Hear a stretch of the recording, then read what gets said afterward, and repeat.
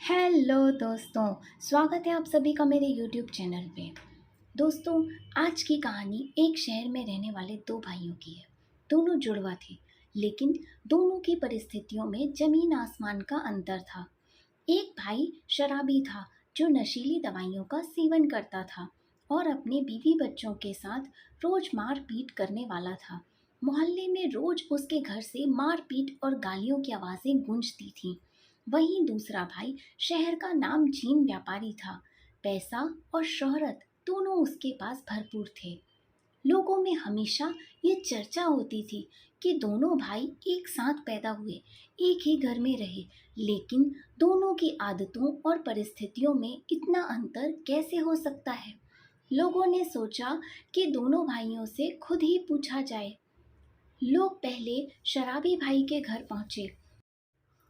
वो अपने घर में शराब पीकर हंगामा कर रहा था और बीवी बच्चों के साथ मारपीट कर रहा था। लोगों ने बीच बचाव किया और उसे समझाया।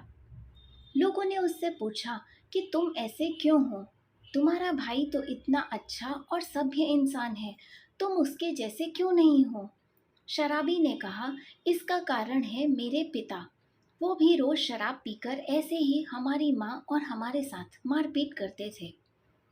मैं उनसे यही तो सीख पाया, क्योंकि बाकी ज़िंदगी में तो उन्होंने और कुछ किया ही नहीं। लोगों को जवाब मिल गया। अब वे दूसरे भाई के घर गए। वो किसी काम में व्यस्त था।